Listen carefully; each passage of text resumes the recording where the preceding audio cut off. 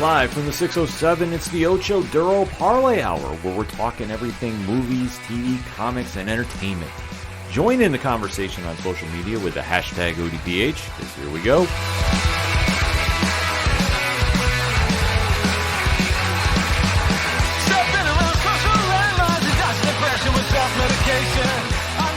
Welcome to an all-new edition of the ODPH podcast, better known as the Ocho Duro Parlay Hour.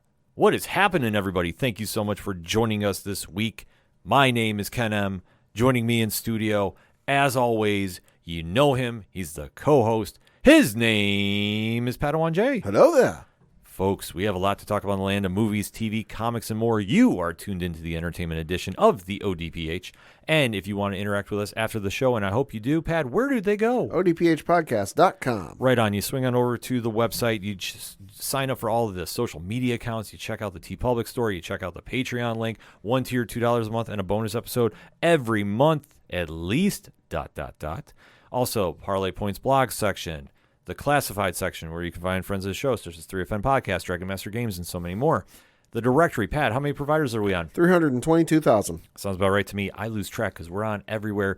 And trust me, we get told we hear you on Good Pods. We hear you on Apple Podcasts. We hear you on Spotify. What else can we do for you? Well, drop a 5-star review. That always helps the algorithm and gets more people listening to the show. See, it's easy how that works. The music section, so much more. There's a lot going on the website, so you simply swing on over to odphpodcast.com and interact and find out everything and anything that is the ODPH. And also, remember on social media to use the hashtag ODPHpod. Kicking off this edition of the show, though, we have to recap a episode that was really a curveball from what I was expecting. Yeah. And obviously, going into this season, a lot of question marks were surrounding Disney Plus / Star Wars The Mandalorian. Mm-hmm. What exactly could they do to top the 2 seasons? Where is Pedro Pascal's Din Djarin and Grogu going to do next? Where are they going to go next? There's a lot of questions surrounding them. This season, as is kicked off on Disney Plus, we have an idea where things are heading. Well, we think. But they've done a great job about really keeping the audience guessing.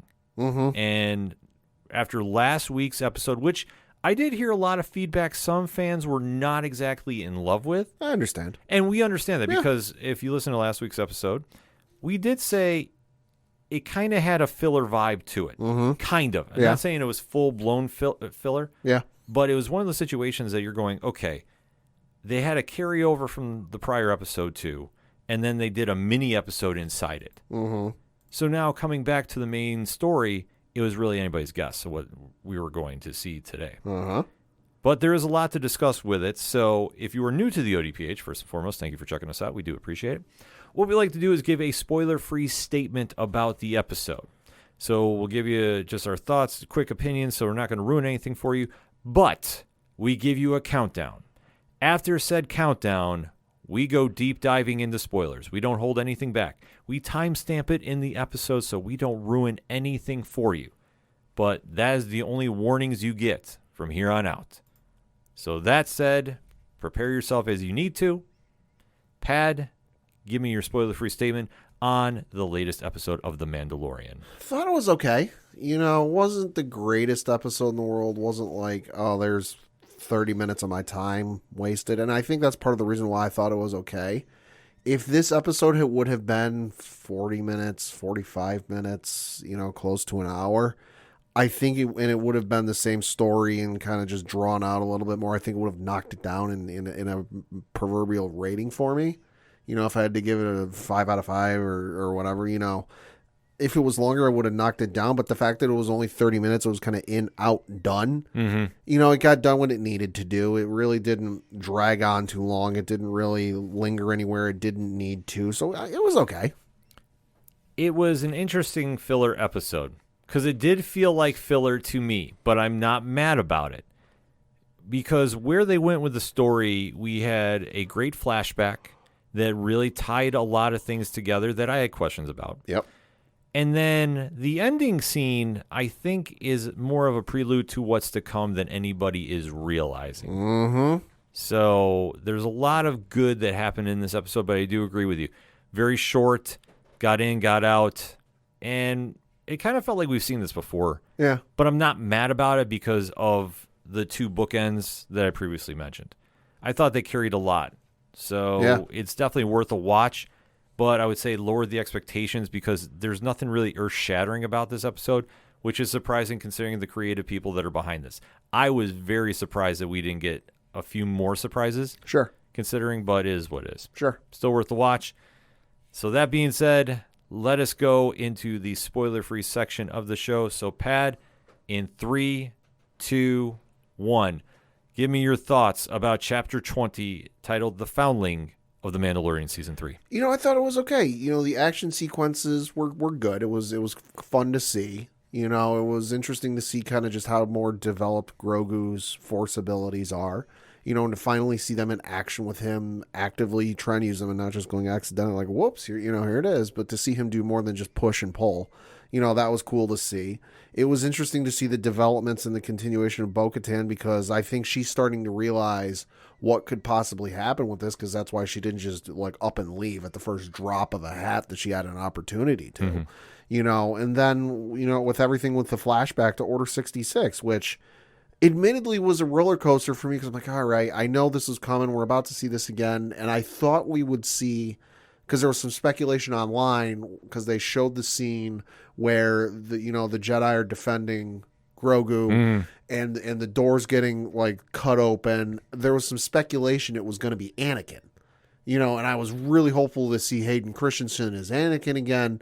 And when it didn't happen, I was kind of like, all right, we're just about to see another like kind of pointless flashback. And then once it developed on, I was like, oh, okay, I'm here for this. Yeah, I think that was a big selling point for me for this episode because the story is very simplistic otherwise. However, though, what they're doing with Katie Sackhoff's Bo-Katan, I'm all in about. Hell yeah. I'm all in. She has been such a welcome addition as a season regular. Can we say that at this point? Yeah, I think so. That we need a spin-off show with her. So she might not be a series regular, but she's a recurring character. Yeah, that's why I say recurring character, season regular. I will take it wherever we can because she is elevating a lot of scenes that would just be throwaway, in my opinion. And it's not to say the show has acted badly or anything like that. But when you have somebody that's bringing that certain X factor to the show and really challenging the audience with what they're doing, I think that that's just such a benefit, especially when you're now into a season 3, right? Going into a season 4, arguably, and so forth. You really need to keep your content fresh for people to check it out and be very invested in. Sackhoff's Bo-Katan is doing this. Yeah. And it's very subtle, but it's still working to balance out because, as we're seeing, the groundwork is getting laid for an eventual showdown between her and Darjan. I think so. And if anybody's not seeing that, I'm sorry. I will set this up when we get to that scene in particular. But in the meantime, we go to the Mandalorian base, if you will. Yeah, they're home away from home. Yes, where the refuge is, where a lot of the Mandalorians have been underground and hiding since the fall of Mandalore. Yep. And we do see an interesting setup where Grogu is now getting trained in the ways of the Mandalore. And it is a trial by combat, so to speak. Yeah. That is a fun episode. It's a fun moment, I should say. Yeah. That Mandalorian Din Djarin has to basically say, yes, I'm co-signing on him as his legal guardian to partake in this. It's fine. He can handle himself. Yeah, so he winds up getting into a sparring session, if you will, with a young Mandalorian. Yeah, another kid who has taken the creed and has his helmet on and even brings up, they're like, oh, he's not even wearing a helmet. And the Mandalorian goes, well, yeah, because he's not old enough to take the creed yet, so therefore he doesn't need to, idiot. Yeah, it's just a little fun explanation of the Mandalorian code. And I do like how they're giving you the little background about that because we really don't know a lot per se in comparison to other elements of Star Wars. So seeing the Mandalorian code, I think, is really interesting to see how they play out, and especially with the training session going on, which is not like a Rocky montage by any means. Thank God. No, but you do see the standoff, and they're allowed to have their little blasters, it's like if you will. Well, they get to choose what weapon they use, and so I'm sure it could be hand-to-hand combat. It could be some form of swords, some form of pikes, some form of, like whatever. Mm-hmm. But because this kid has admittedly some battle experience, it's not much, he's got some training. He decides to go, well, let me use the one thing this toddler arguably can't use. Let me use a blaster. Yeah. Completely making the mistake of underestimating his opponent. And he gets the quick one up on him twice. And where the Mandalorian finally looks at him at Grogu and goes, listen, hey, I know what you can do. It'll be fine. Show us what you can do. Yeah. So it plays out in a very fun moment against Grogu's better judgment, so to speak. Yeah. Because Ragnar Vizsla, excuse me for that, has a 2-0 advantage with it. In a best of 3. Yes. And you see that the corner advice that Grogu is getting from Din Djarin is not exactly motivational. Yeah. It's basically, you know what you're doing. You're on your own, kid. You got to figure this out. I'm not here to save you. Nope.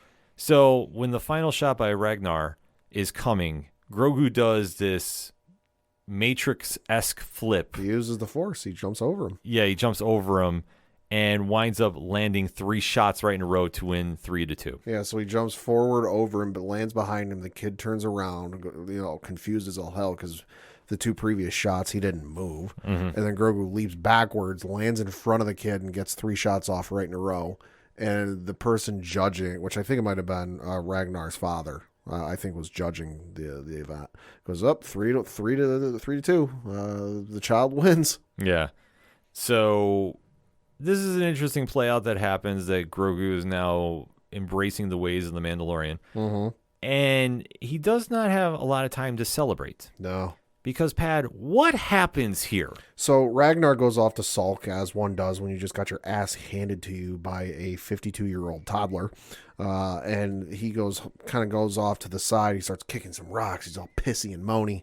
And then some animal-looking raptor, flying dinosaur-looking thing comes flying out of nowhere, picks him off the ground, and takes off for a little bit of a mid-afternoon snack. Yeah, a pterodactyl on steroids. That's what it looked like, yeah. To put it mildly. Pterodactyl mixed with like a vulture or something. Yeah, it's a huge creature that starts flying away with the young child. Yep. You see the Mandalorians. Every single one of them. Yeah, fly after him with the jetpack. Yep. It's a cool action sequence, not going to lie about that. Well, first they start firing at him. Yeah. And then the one goes, no, don't. You could potentially kill the kid.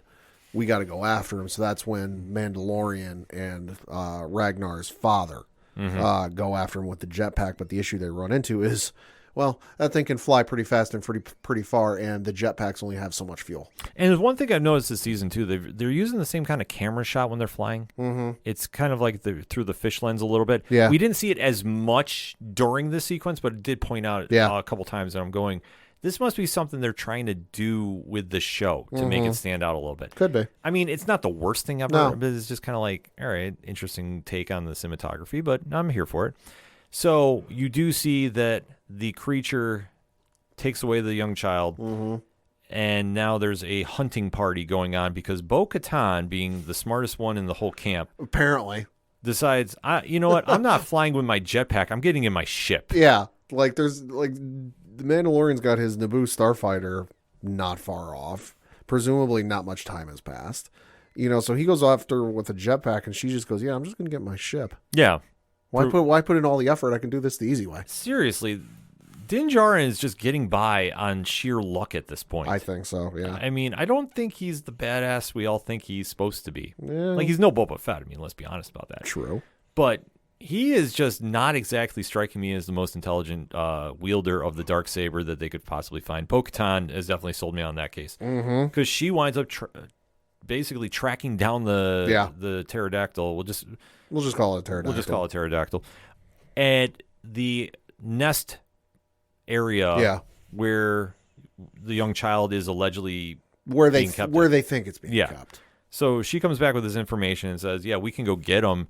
And the armorer is just sitting there going, well, we might need to, have this planned out, and you're going to need to be smart about this because you can't go with weapons.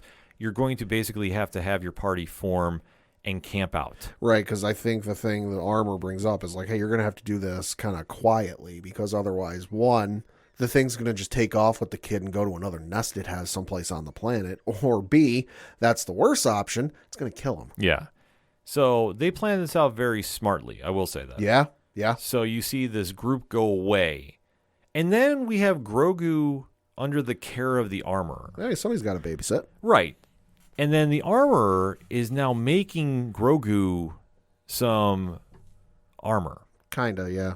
I mean, Pat, do you want to break this scene down a little bit? Yeah, so the armorer is like just while babysitting the kid and takes him back and starts talking. It's kind of giving like a history lesson or like a theology lesson or something, and just about the Mandalorians and what the metal means and how it's shaped to fit the person and everything it means about. But while the armor is doing this, the voice from the armor kind of fades in the background, and Grogu gets distracted by the hammering of the metal, and it's reminding Grogu of Order 66. Yes. And he flashes back to Order 66, where he was just a baby, in the temple, being defended by a group of Jedi, and the door gets cut open, and this is the scene we saw in the trailer.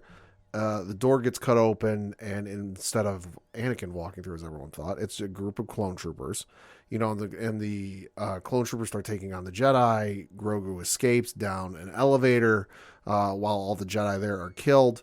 And meanwhile, he comes out of the elevator and he runs into another Jedi Master by the name of Kelleran Beck. And if this gentleman looked a little familiar, that is because it's Ahmed Best, who played Jar Jar Binks in the prequels. I got to admit, I freaked out.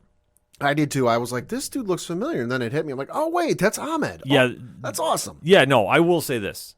I think if you're new to the show, you don't understand how many times I have absolutely ripped apart Jar Jar Binks. Sure. I cannot stand the character. Sure.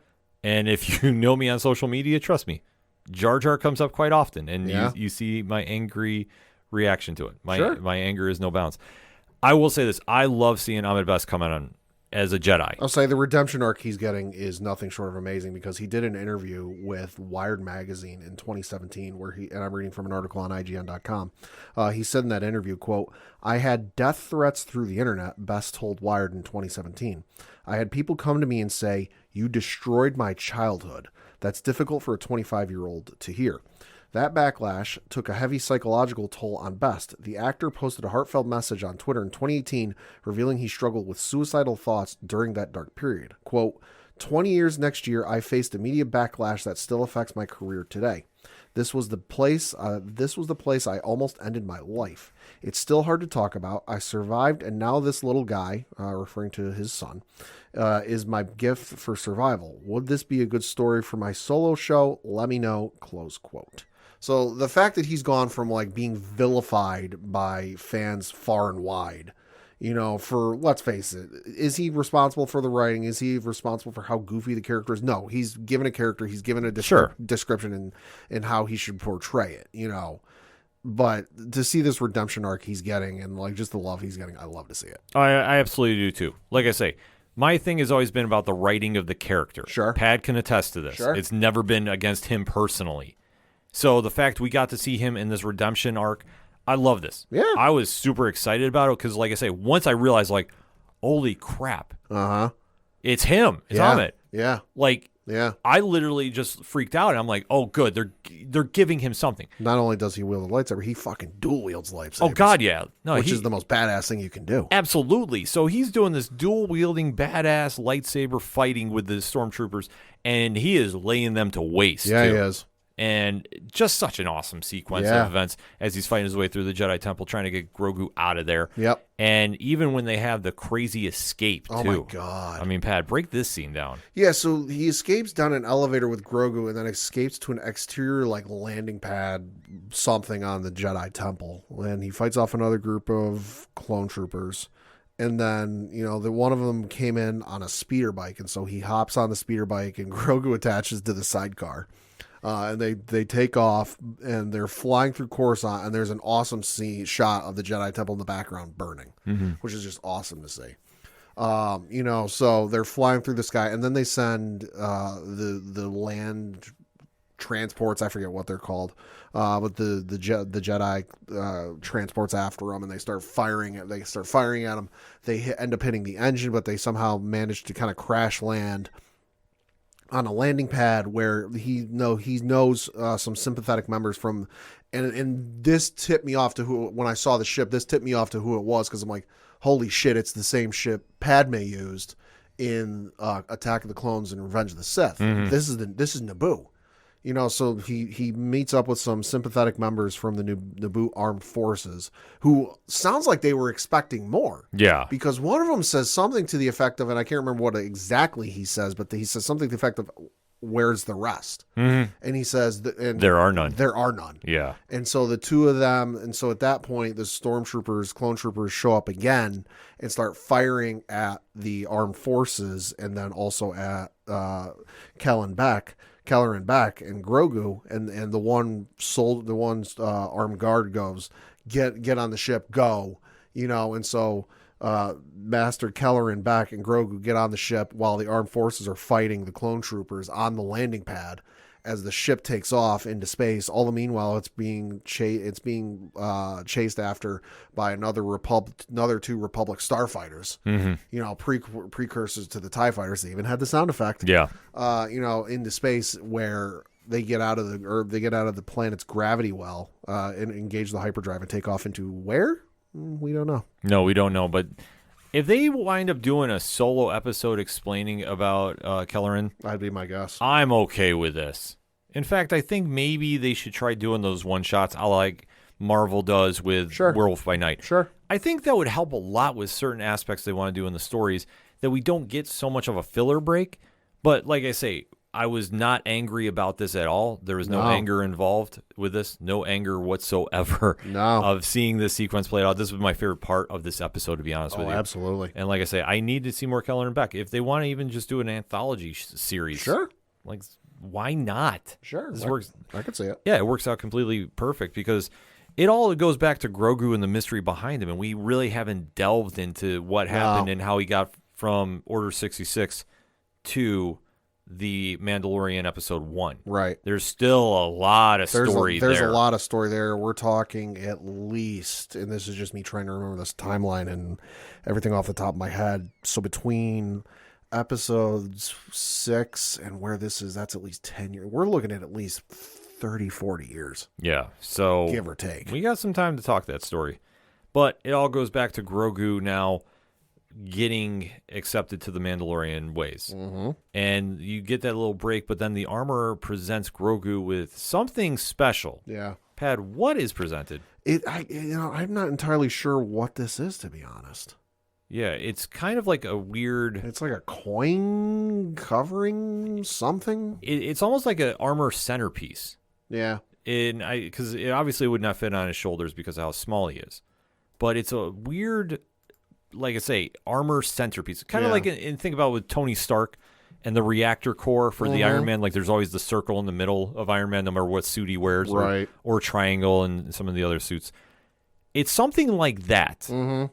With a symbol on it too. It's the Mudhorn sigil. It's Mandalorian's the Mandalorian sigil. Okay. It's the sigil of Clan Jaren or whatever. Okay. All right. That's what it is. Yeah. It took me a second. Okay. Thank you for clarifying that, because it took me a second to think. Like, I know I've seen that before, but I can't place where. Yeah. It's the same sigil Din Djarin uses. Okay. Well, that makes a lot of sense.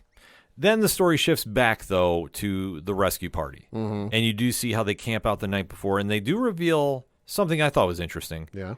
When they have to eat, oh, yeah, everybody separates. Yeah, Bo-Katan wondered this because she knows, like, well, and at this point, you remember, last season, she was kind of, against the whole, oh, yeah, you're the weird ones who other race who, like, don't like to take their helmets off.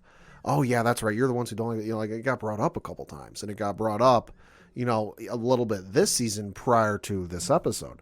Now she's all in about it because she's been, invited into the group. She's helping to save the kid, and she's wondering, and admittedly, probably because she's hungry, but the fact she's on board with this and she's even asking, what do we do for eating? Because we can't take the helmet off. And that's when he explains, oh, we get the food and we go off into our own separate areas where no one can see and we take our helmets off.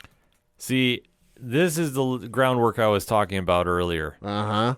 Because she is infiltrating these ranks to take over. Mm-hmm. And don't even think that this is not what the scheme is going down. Because you got to remember, she had a group of forces, but they've all left because she didn't have the Darksaber, and they're all off being mercenaries. Yeah. And here is a group that she is working her way in and winning their favor and winning their trust, and she is going to be willing to listen to her. Yeah, the end game is always the Darksaber. Don't think that has been a forgotten plot point. And you see now that she's embracing the ways of the Mandalorians of this group here. Mm-hmm. Like I say, their ways are a lot different than her group had. And now I think that she's buying in. But I think, though, there is some kind of connection, and we'll get to this at the end of the episode, where she is now almost thinking she might be the chosen one for the group. Could be. Maybe. But like I said, I'll tie that statement in a little later in the segment. Mm-hmm. But you do see them have a meal, and then the next day they make the break for the nest. With their ascension cables. Yeah. Why, Pad? Reasons. Well, they got to be quiet. They got to be stealthy. Jetpacks are loud. Right. But you can also hear the Mission Impossible theme song going on during the sequence. I need that edit. Somebody, internet, work on it. Yeah. So they wind up sneaking into the nest, and they do find that the pterodactyl has not one, not two, but three baby. Well, this is after like they want to play it safe, and like we don't know where this thing is. It's early in the morning. This thing could be somewhere sleeping up here. And Ragnar Vizsla's father goes, "We can't wait. I can't I can't sit here and just wait and try to figure out and plan this out strategically. That's my son." So he charges headfirst into the middle of this fucking nest that is bigger than him. Mm-hmm. And because one of the Mandalorians, I think it might have been Din Djarin, uses like this heat sensor setting on his helmet, and sees this grouping of body heat in a portion of the nest, and he goes, "Yeah, that's about the size of a kid, so it looks like he's over there." So Ragnar's father runs in there. And he's just immediately starts yelling, Ragnar, where are you? And you get 1, 2, 3 baby heads pop up. And at that point, I'm going, well, of course this thing has kids. Of course. Yeah. You knew they were going to tie something in like this. Like, that was the only telegraph thing about this episode, it really felt. But you do see that, obviously, when the mother pterodactyl sees something's up. Yeah, wasn't far behind. Was not far behind, winds up scooping up Paz in her mouth and taking the kid away in her claws. Yeah. And thus we have another aerial chase going on, which this one ends a lot differently because of Bo-Katan and the play calling just in midair. Yeah. She winds up making a dramatic save of the kid when he's dropped, even though she does lose one of her arm plates. Yep. And that will come into play later. But you do see that the rest of the Mandalorian hunting party winds up taking down the pterodactyl in very dramatic fashion. Like I say, they didn't really hold back on the action for this sequence. So, like I say, they rarely do. No, they rarely do. But you could definitely see, like, as one point, Din Djarin is stabbing the thing right in the face. Yeah. Which, I mean, it is what it is, folks. At this point, Frank Castle's coming to the MCU, so you know what? All bets are off on that. You just got to be very careful with who you're watching with at this stage, because they do have the ratings up, but still. Because you start hearing him go to town. Like, he did not just hit that thing once. Nope. No, that was massive shots with that blade. I digress. They wind up saving the day. The pterodactyl falls into the ocean, albeit though it's eaten by another large alligator-esque creature. To quote Liam Neeson, a.k.a. Qui-Gon Jinn from The Phantom Menace, there's always a bigger fish. Yep. And you see the pterodactyl is destroyed. There ain't nothing left of that thing. Nothing. There's no Darth Maul coming back from that one. No. But this is all due to Bo-Katan and Din Djarin, who returned to the base as heroes. Yeah. And the only qualm I had with this is, how big is Bo-Katan's ship? Big enough. Good God. Bigger on the inside. Yeah, it's a Star Wars TARDIS, folks. Seriously, it's a TARDIS. If you don't know what a TARDIS is, Doctor Who, and they'll say it all. As far as I know, the only part you can use is like that middle part between the two wings. Yeah. So it must be real big. Yeah, seriously, it's a TARDIS.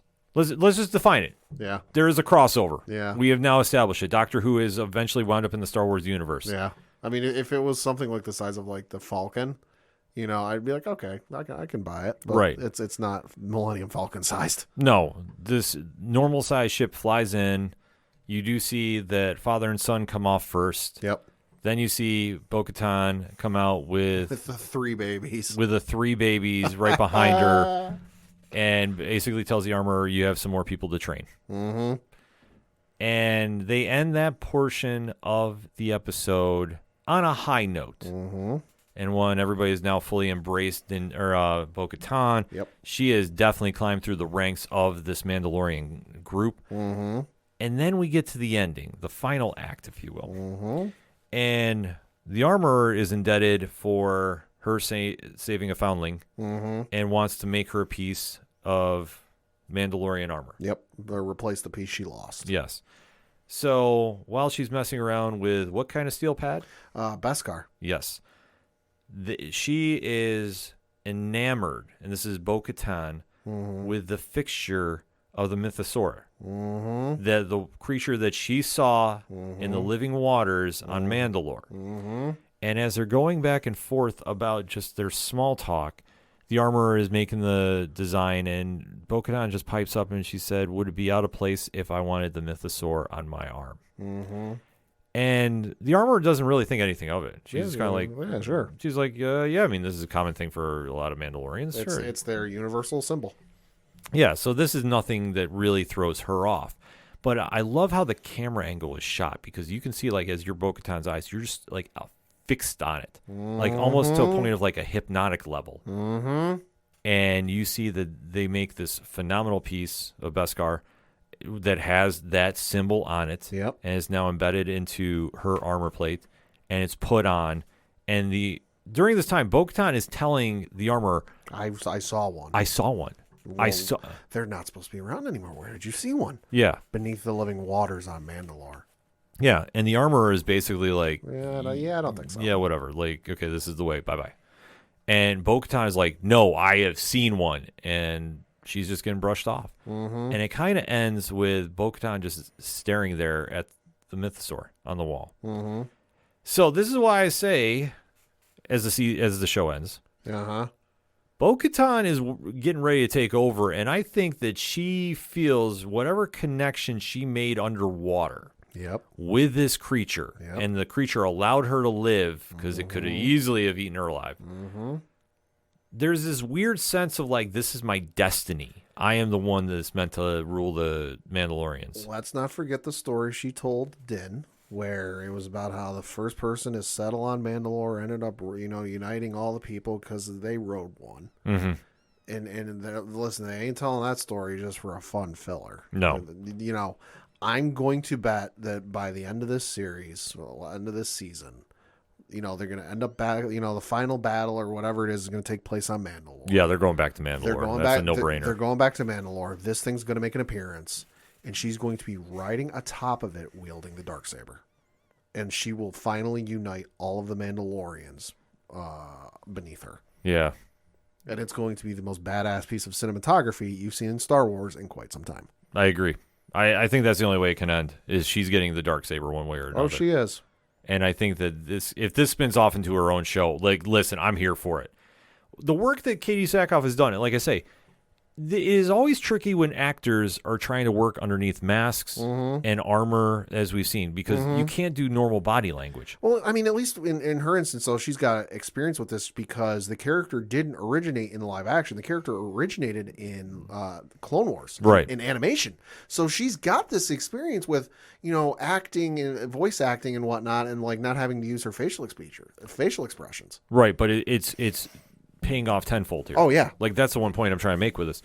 She has embraced this and made that transition over, that this character is now become such a vital part of the show that you also feel like, and this is not a slight against Pedro Pascal by any means. Right. But it's almost like he's become a side character. For a couple episodes, yeah. Right, but, and it's kind of a weird thing to say, but it's true. Yeah. That he went from being this ruthless bounty hunter to now he's a stumbling lucky hero. Like, I mean, it's a weird, change of events. And I'm not sure how I exactly feel about it, because I think at the end, I'm not saying he's going to get killed off by any means. No. But it's like, I think that he's now making a transition to let other people run with the ball here. His character, that is. Well, and I think that's a smart thing for Jon Favreau, Filoni, and the powers that be, that like, hey, listen, you can only tell so many stories with this one character. Eventually, you have to spin off other characters into other shows. Yeah. And these episodes where he's not exactly the main focus could be a kind of like a test pilot for see how fans react, to see, okay, we would like to do a Bo-Katan series, if assuming Katie Sackhoff is interested in doing it. I think that's and wants to do it. More than yes right now. But we have to see if the fans would be willing to see that. We don't want to blow all this money, all this time, all this effort in something that's not going to get watched. So that's what some of these episodes might be. The crazier thing for me is just seeing the transformation, because I'm not going to sit here and say, oh, she was never a popular character. No, I know she was a popular character. Oh, sure. But just seeing where she's come from Clone Wars, and being this character that I thought was cool. I'm like, oh, it's Mandalorian. This is cool. I wasn't exactly clamoring for Bo-Katan in live action, just because to that point I didn't know how you would do it, because I'd never seen it done in Star Wars. Oh, sure. Before. We'd seen the reverse with live action to animated, but never animated to live action. But having seen the work she's done, it's awesome to see. Yeah, I'm absolutely blown away by it. And I think, like, overall, solid episode. Yeah. And like I say, for being a filler episode, because, I mean, honestly, it was. Kinda. They laid some groundwork for some things coming down the road that I'm excited to see. I love the flashback to Order 66. And listen, seeing Kelleran Beck, that was the highlight for me, because obviously knowing Ahmed Best as Jar Jar Binks, getting this redemption arc for the Star Wars universe fans. Yeah. And obviously with all the crap that he has personally taken, which was bullshit, because that's strictly on the writing of said character. And it's like we talked about in wrestling too, like to just kind of go into, Jar Jar Binks was forced to be a likable character. Yeah. It wasn't organic. Yeah. And that's why there were so many people that didn't like him. And me, I've always said, well, he's responsible for the fall of the Jedis, because why would you put him in charge? You're not wrong. Like I said, the Empire knew what they were doing day one. So, they're the smartest people in the room. Yeah. How you do. But I love how they came back with him as Kelleran. They allowed him to be a badass Jedi. Yeah. I want to see more, even if it's like one episode spinoff. Like, one thing I think that they should be doing with the Star Wars universe on Disney Plus, do an anthology show. Sure. Like, well, better than Tales of the Walking Dead. Yeah. Like I say, give a character 2 episodes and let him run with it. Well, they kind of did with animation, Tales of the Jedi, which was fairly Right. popular and did fairly well. But they could try something with that with live action. I know Liam Neeson has said he wants to play Qui-Gon Jinn again. Yeah. So Liam Neeson, I can't remember if Qui-Gon was ever a master or not. I know he was a knight. He might have been a master. But like presumably him and Kelleran Beck could have been around at the same time. Have some missions with Liam Neeson and Ahmed Best, because hey, fun Phantom Menace reunion. Why not? Fun Phantom Menace reunion. Yeah. Have them go around and solve some planetary dispute or something. Yeah, you can definitely play around with the vast amount of characters. Have the Jedi on Yavin. Explain why Yavin 4 is uninhabited, as far as we saw. Yeah, like I say, you don't have to spend a lot of money on the show. You don't have to go crazy with a budget. But a 2-episode spinoff, like, and just keep it anthology style. Yeah. Make a ton of money, get a ton of viewers. Boom, boom, everybody wins. Yeah. Pat, final thoughts on the episode? Love the episode. Well, I didn't love the episode. I thought it was good. The action sequences were fun. Seeing Ahmed Best back was awesome. And then just some of the groundwork they're laying for stuff going forward is super exciting. Also super exciting, I looked at who's directing next week's episode. A gentleman by the name of Peter Ramsey, who you might know, directed a certain movie called Spider-Man Into the Spider-Verse. Yeah, he's directing next week's episode, so that could be very interesting. Yeah, definitely excited to see about this. And this was Carl Weathers' episode this week, chapter 20, with him and Filoni and Favreau writing. Yeah. Kind of weird that it was a filler episode. Yeah. Not going to lie, but it's still worth the watch nevertheless. So that being said, hit us up on that hashtag ODPHpod. What is your thoughts about Star Wars, Disney Plus, The Mandalorian, Chapter 20, The Foundling of Season 3? That is a mouthful, folks. Trust me. But what's your thoughts? Did you love it? Did you hate it? And why? Let's talk about it, shall we? We're going to take a quick break. We'll be right back. Hi everybody, this is Anthony from They Called Us a Movie, inviting you to join us on a journey through the B-movies, bargain bins, and box office disasters of movie history. Each week, we put a movie under the microscope to try to figure out what went wrong, what went right, and what went somewhere in between. Check us out wherever you get your podcast by searching They Called Us a Movie, and find us on Twitter and Instagram at TicTamPod. That's TCTAM Pod. They Called Us a Movie, testing the strength of friendships, one terrible movie at a time. Coming back for another segment on this edition of the ODPH podcast, and there's one bright spot on the CW DC Comics lineup right now. Gotham Knights. Oh, in some people's hearts, yes. And listen, if you're a fan of the show, by all means, you do as you do. I jump ship. I can't go back. That's just me personally. Can't say I blame you. But I do know some people that actually really like the show. And, like, listen, I'm not hating on you for that. I know they listen, and I'm not going to shout you guys out because that's your deal. If you guys want to, just check them out on social media. Like, people have been posting some positive things. A lot has been very polarizing with that show. I'm on the other side of the fence personally, but like I say, love what you love. And that's why we love talking about the bright spot of the DC universe on CW right now. Mm-hmm. And, Pad, what is that show? Superman and Lois. That's right. Tyler Hoechlin and Elizabeth Tulloch came back with Season 3 of a long-awaited show showing how the Kents are adjusting to life in Smallville, but yet the superhero life has not escaped them. Mm-hmm. Season 3 is now 2 episodes deep and going in some very interesting directions, balancing out a lot of surprise characters, especially one villain that I was not expecting to see and quite frankly threw me for a loop when it was in episode 1. So they're doing a lot of great things on the show, and it really reminds you if you've become, I don't know, disenfranchised for whatever reason with Clark Kent and Superman for whatever reason, Snyderverse or even if the Arrowverse wasn't your cup of tea. Right. There's a lot of reasons why, and like I always say, I know a lot of people say, well, I like the grim version from the Snyderverse. That's my Superman. Okay, cool, do you? But I think for a majority of fans, we all know him as Truth, Justice, and a Better Tomorrow. This show reminds us of that and the happy, optimistic, hopeful Superman. Mm-hmm.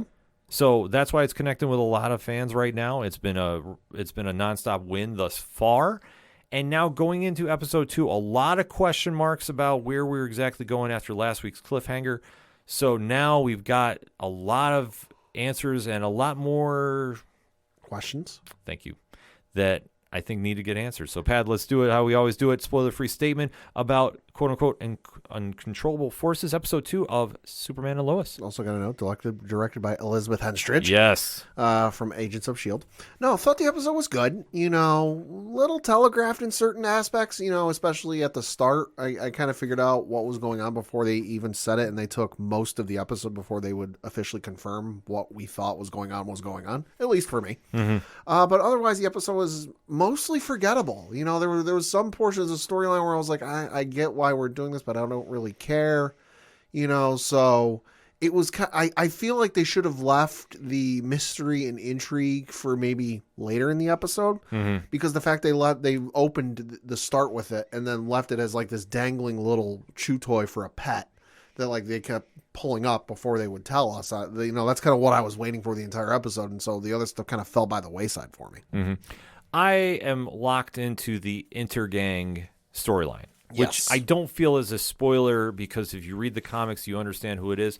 If not, you are getting an idea of why this group is so impactful to Superman himself. So that said, I really like that aspect of this show.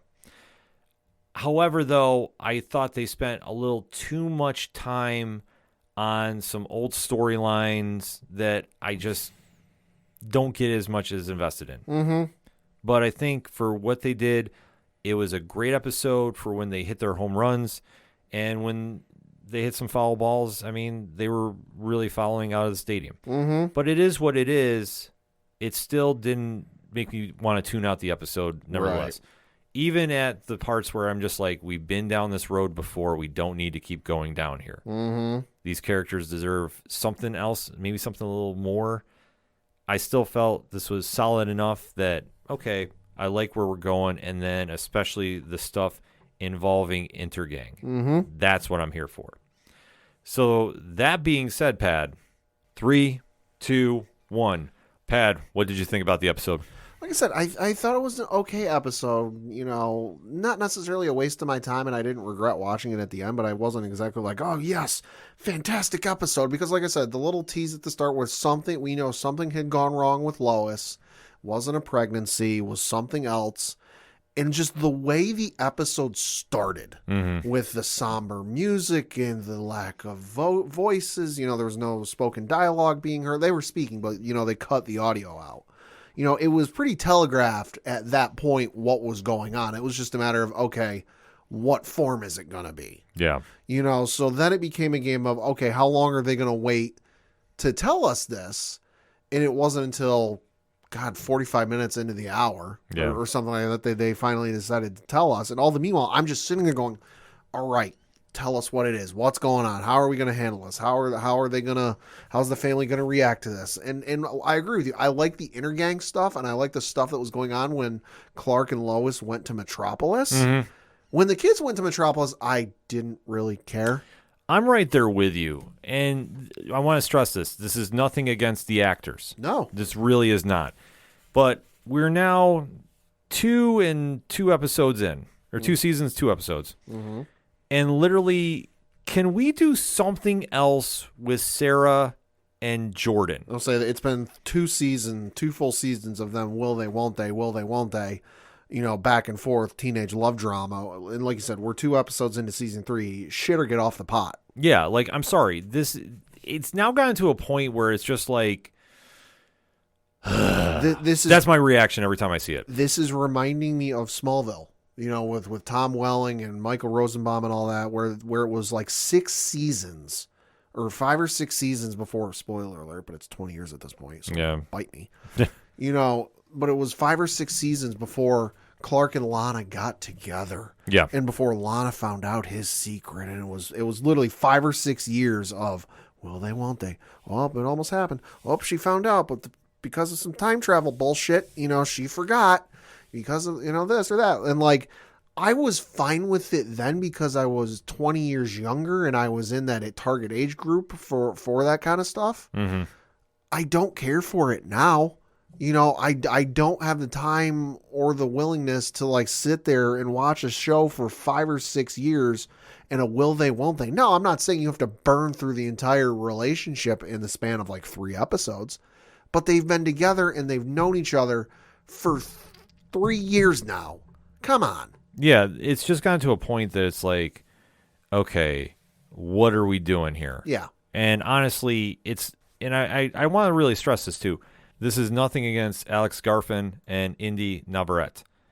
It's just the writing that they do for these 2 characters when they are doing the will they, won't they. It's ran its course. Yeah, it's oh, we want to be together, but we don't want to be together. We want to be friends, but none of us can express our feelings. Oh, we're at the same party. We're going to look at each other, but we're not going to say anything. Yeah, and Come on. And I understand they're teenagers. I get that.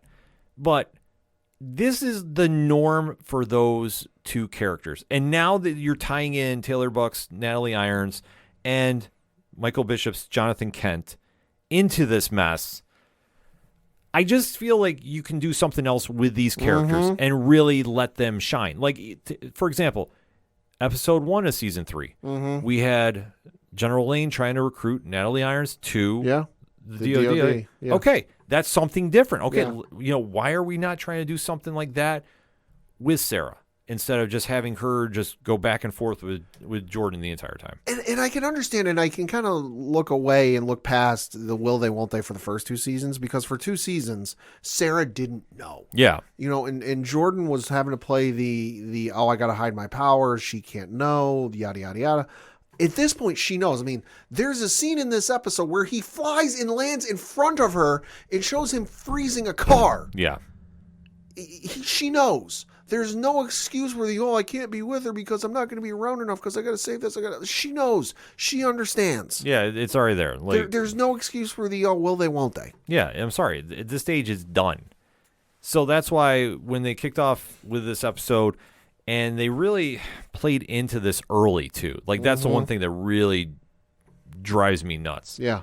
Because we get told, okay, the school is shut down for a week because of the mold issue that they mentioned in the first episode. Okay, fine. And then it's all about like, okay, what are they going to do now? And then Natalie is trying to talk to somebody. Right. Well, because the kids are like, oh, hey, week off. And I think Clark is like, well, yeah, you're off for a week, but it's not, it's not spring break. You're off for a week because the school's closed. You still have schoolwork to do. Yeah. So the parents are trying to do the responsible thing and get them to do their homework and keep up on their studies and their grades. And the kids are like, party, woo! Yeah. So like I say, Natalie is just trying to get away from the incident with General Lane trying to recruit her. She's confiding in Sarah, and they wind up talking about this party in Metropolis. Well, because Sarah wants to be friends with her because Sarah now knows everything. Which is cool. I like this. I like this. Sarah wants to get to be friends with Natalie and she starts asking her questions about her other world, the other Earth, because hey, Sarah ran into some of this last season. Oh, was there ever anybody you're interested in? No, I don't want to talk about it. Oh, come on, we're gonna be friends. We need to talk to each other. And Natalie ends up telling her, oh, there was this guy, and she gives a name. And Sarah pulls out her phone and starts, because her train of thought is, oh, maybe that person exists on this Earth, and looks him up on some social media site, the internet, whatever it is, and goes, oh yeah, no, he exists on this world. Oh, he's cute. Oh, he's throwing a party this weekend. Yeah. So they wind up making plans to go to Metropolis for this party to see who this is. Yeah. All the while, Jordan and Jonathan are talking about going to the same party. Because Jonathan has been reaching out to his ex-girlfriend. Oh, they're just friends, though. They're just friends, but this is the one that we all forgot about in season 1. Yes. That they're now bringing back. I did, too. All right. Here we are. Reasons. Okay. So they wind up having their sub-story going on. All the while, you're having Lois, who had that montage of scenes early, is now transitioning into going back to the case at hand involving Intergang, and obviously Bruno Mannheim's been attached to this, and we're now seeing how this is all playing out because this is all now coming back to Smallville, which is kind of a weird setup. But I'm going to say this. I did not mind this. Yeah. Did not mind this at all. Because what you saw is when Lana Lang became mayor, the ex-mayor, George Dean, was telling Lana, like, you can't mess with the funds to clean the mold up from the high school. Like, you can't. Like, he confronted her last episode. Yeah. So this episode, you have George calling Lana. Yeah. And I love how Emmanuel Kirky was handling this this moment, too. Yeah. Because she's on the phone, and she's like trying to translate like what he's saying because he's talking so frantic because Intergang has tracked him down. More importantly, a certain character pad by the name of Onomatopoeia. Yes, who we do know from the Green Arrow series from Kevin Smith, and that character has appeared in a couple different comics and DC Comics since then. But like I say, I was completely blown away that they brought this character on the show. Because I was not expecting to see this. No, neither was I. So you see that Onomatopoeia kills George Dean in a rather vicious way, too. Yeah, holds nothing back. Yeah, Kyle, Lana's now ex-husband, is on the scene. Basically looking at stuff, and Chrissy, the other reporter from the Smallville Gazette, is there to do a story because, hey, it's the former mayor of Smallville found dead. Yeah, it's a big deal in a small town. And Kyle brings up, this is a really weird crime scene because he very clearly has a shotgun wound to his chest, but forensics can't find any shotgun shells in the area. Yeah, because Onomatopoeia does this weird thing with sounds, and that's the weapon at hand. So instead of just traditional physical blows, right, it's more sonic blows, right, that is given to an opponent. So yeah, it's a weird crime scene that they don't understand how to figure out. But Lana is also trying to translate the cryptic message that George left her because before he was killed, his phone was smashed. Even though Onomatopoeia does know Lana was on the other line. Waited to see who the caller ID was before the Onomatopoeia smashed that phone. Right.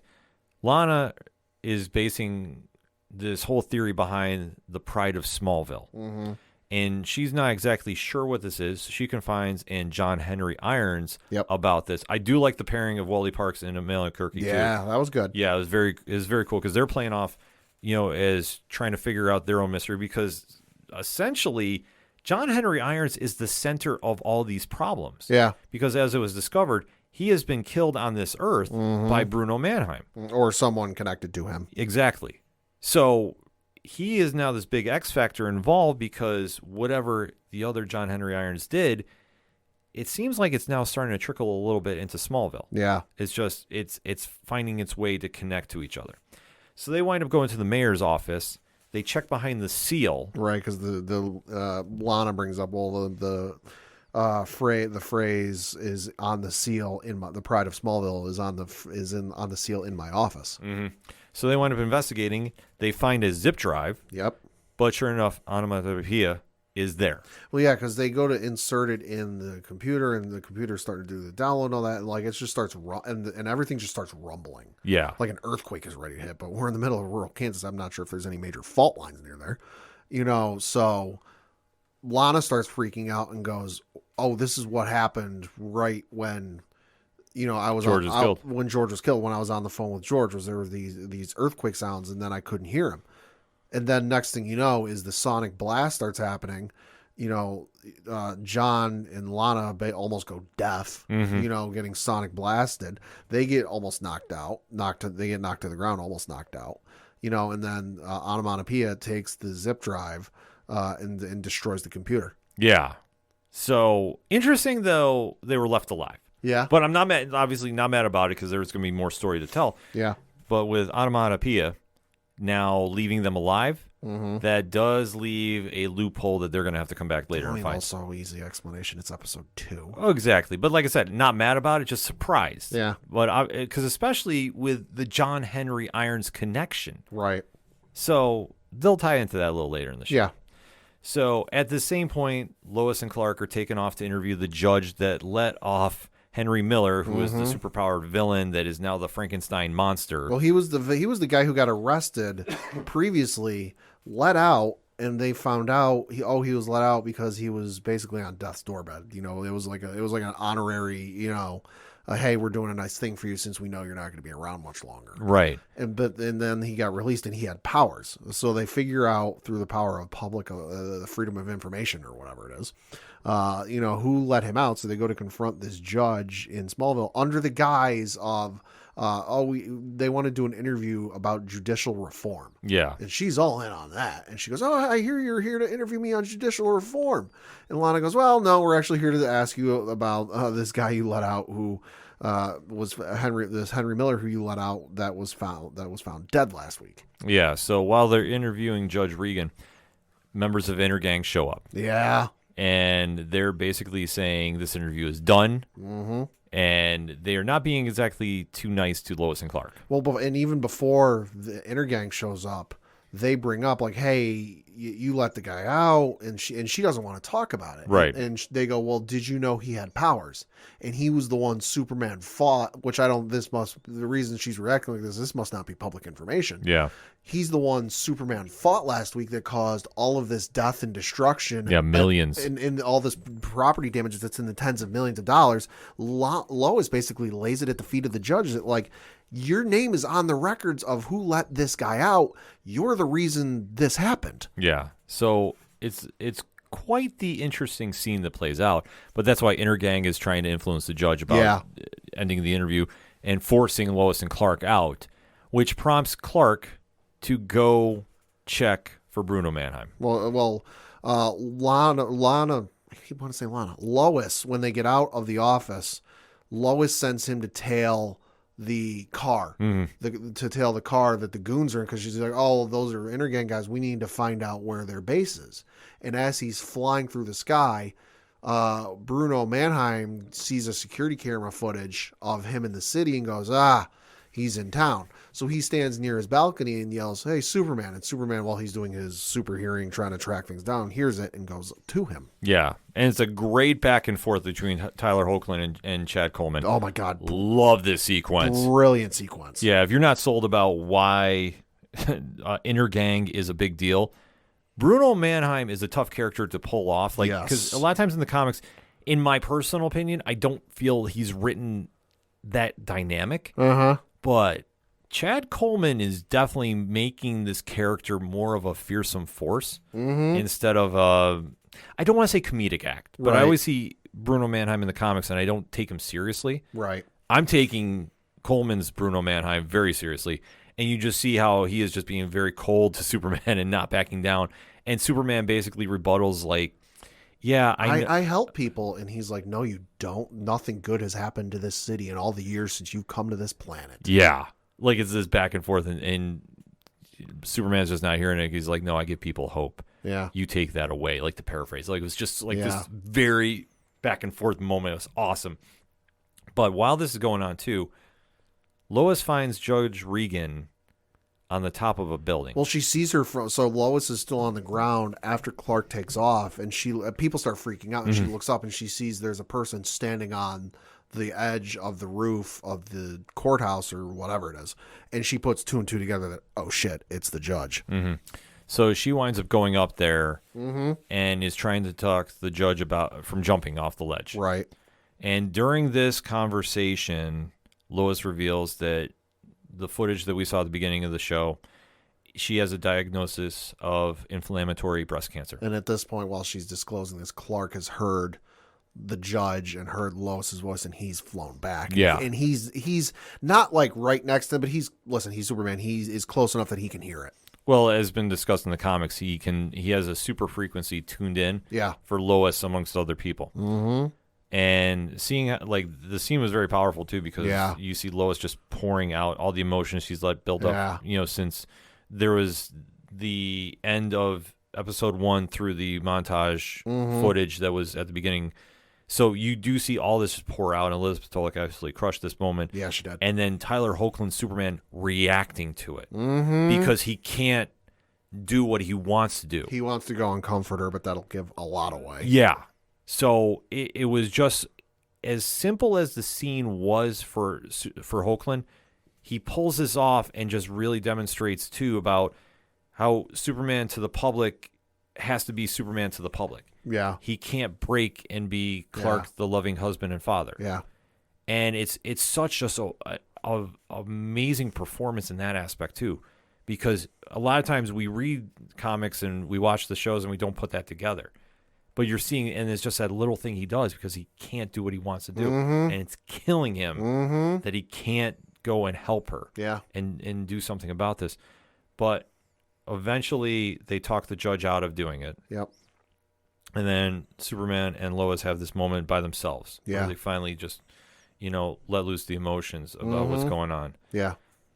So they wind up going back to Smallville after this is done. And you do see that we did skip a lot about what the kids were doing at the party in Metropolis. Kids had a party. Nothing of value was gained. No relationships were formed. Although there was a connection maybe between Natalie and another kid who was at the party.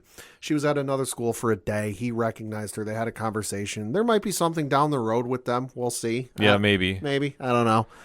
But they play, Sarah and Jordan played beer pong, or water pong, since they're kids and they're responsible. Yeah. They beat the snot out of the kid who was hosting. Sarah tossed water on him. Like, the water tossing on him was funny. I was like, oh, hey, haha, that's cool. But like, really, nothing of value was gained during the sequence. No character progression was made. No, like, Sarah and Jordan didn't finally get together. You know what? We're gonna try dating again. Like, no, nothing really gained. Nothing lost. No, there was nothing really memorable about this. I mean, this is teenage drama that, like, listen, I understand that they're kids and they do this. I just feel that we've done this, will they, won't they, for so long. I just tuned out. I'm like, I don't even care. Yeah. I really don't care during the scenes. And like I said, the only good thing to come out of this is after they leave the party, Sarah left, I think, because it was implied. They never said Sarah left her jacket there. Jordan flew back to get it, and they're like, oh, did you get it? And he's like, oh, yeah. And they're like, oh, did you do anything? And he goes, yeah. And he froze the street. He froze the kid's car, the nice-looking car, and then rolled it down the hill while it was frozen on the ice, and presumably the car got destroyed. Yeah. And filmed the whole thing. Yeah, so there's that moment to make that scene play. That's the payoff. Yeah, that's the payoff for that one. But how this episode ends is the boys walk back in the house from being in Metropolis. Jonathan goes, "Oh, just tell him he got turned around again." And Jordan goes, I think that only works once. Yeah. And at this moment, too, they see that Clark and Lois are at the dinner table. Yep. And Lois tells them what's going on, that she has stage 3 breast cancer. And you see the boys' reaction to it. And like I say, it's a very emotional scene, too. Yeah, the audio for the dialogue cuts out again and the music just turns up. Yeah. So the boys are now aware of this. And yeah, and the other thing, too, we have to mention is after the encounter with Onomatopoeia, John installed a security system at Lana's house / apartment. Yes. So and he tells her, if anything comes near this apartment we don't want it to, I'll know and I'll be here. Yeah. And then at the same time, too, Bruno Mannheim now learns that John Henry Irons is alive. And the other thing, too, is the guy they brought back towards the end of the first episode. Henry Miller? It was Henry Miller. They brought Henry Miller back to life at the end of the first episode, and it seemingly worked because the heart rate kicked in. They couldn't control him, and they cut the plug, and he ended up dying, and it seemingly failed. Yeah, so there's more going on with the scheme of Intergang that we know about. Also, Bruno Mannheim, work on your manners, dude. Was funny, though. Yeah. Because when Clark went to leave, he goes, "Oh, see, there you go, rescuing another puppy," or whatever the hell he said. Yeah, he said something. He said something like that, but then he goes, "Don't you dare come back into my household if you're going to come back with this attitude." And I'm like, dude, you invited him. Yeah. He didn't just show up unannounced. Well, you literally called his name and invited him. Well, he knew he was flying around his building. So, I mean, he's like, what are you going to do? Just keep staring out the window? Sure, but for him to act like, oh, you came unannounced and unwanted and uninvited with this mood about you, no, he did not. Well, fair point. Fair point, Pad. Final thoughts on the episode? Good episode with the middle part notwithstanding, but I'm interested to see where this goes, and I'm interested to see how they react to it. I mean, especially with Clark, who can move planets and fly across galaxies and can see things at a molecular level. For him to fight to deal with this and see how he handles this, it's going to be very interesting to see. The episode was great except for the kid's story because we've been here before. That's the easiest way to describe that, so I don't even want to get into it. And like I say, it's not against the actors involved. They did the best they could with what they were given for this, but it's unfortunately been recycled so many times, I just don't care. Mm-hmm. Like I say, we had Jonathan meeting up with his girlfriend from Metropolis and Reasons, but there was no payoff there. Yep. The Natalie story might be interesting depending on if they want to go further, where the boy she met at the party tracks her down in Smallville, or she goes back to Metropolis looking for him. One of the two things. Like, okay, so that might be something down the road. But the Sarah and Jordan thing is just the same old stuff. Mm-hmm. Plain and simple. I thought Elizabeth Tolick and Tyler Hoechlin did amazing on the show. I thought that they had probably the strongest moments of anybody. Yes. And I'm very interested to see where this whole Lana, John Henry Irons storyline is going, because we do know Luthor is on the way. Got mentioned again this episode. Yeah, so the more you say his name, the more he might appear. It's like the boogeyman. Say it 3 times. Mm-hmm. But Superman and Lois is still doing good work. If you haven't checked the show out on the CW, I make a point to just really stress, go give it a shot. If you need to go back on HBO Max to check out former episodes, go do it. It will really remind you why we all love Superman. And like I say, if you like a different version of Superman, that's cool. Do your thing. But I think for a lot of us, it's truth, justice, and a better tomorrow, and being the eternal spot of hope in the world going crazy that is the DC Comics universe. So what can you say? That being said, here's some of that hashtag ODPH pod. Uncontrollable Forces. Episode 2 of Season 3 of Superman and Lois. What did you think? Let us know. We're going to take a quick break. We'll be right back. Hi, I'm Sunny Hepburn. And I'm Brandy Fleets. And we're from Book of Lies, the podcast, where we discuss liars, cheats, and thieves, scammers, and dirty, rotten scoundrels. You can tune in for new episodes every Tuesday to hear about another lowdown, dirty liar. And learn how to spot them. So that's Book of Lies Podcast. You can connect with us on social media, Twitter at Book of Lies Pod, Facebook and Instagram at Book of Lies Podcast. Bye! Coming back for the final segment on this edition of the ODPH podcast, Pad. What you got? Got just one thing to talk about, that being Star Wars news, and that we found out who the directors are of at least one episode of the upcoming Star Wars series Skeleton Crew are going to be. And that is the gentleman who directed Everything Everywhere All at Once. Oh. Yeah, the Daniels. So the article on HollywoodReporter.com reads, quote, newly minted Oscar winners Daniels have set a course for the Star Wars galaxy. The filmmakers behind Everything Everywhere All at Once are working on the Disney Plus series Skeleton Crew, sources tell The Hollywood Reporter. The series began filming over the summer and wrapped in recent months, but as with all things Star Wars, the show has been shrouded in secrecy. With the directors unknown, the complete list of helmers of The Mandalorian Season 3, for example, was not revealed until a trailer drop 2 months ahead of the premiere. The Daniels directed one episode of Skeleton Crew. Lucasfilm could not be reached for comment on the story, which the site One Take News first reported. Skeleton Crew is the upcoming Disney Plus show that stars Jude Law and hails from Tom Holland's Spider-Man trilogy director John Watts, who approached Daniels before Everything Everywhere opened. The duo filming their episode last year. It centers on a group of kids lost in a galaxy trying to find their way home. The series, set in the New Republic era, is executive produced by the Mandalorian masterminds Jon Favreau and Dave Filoni.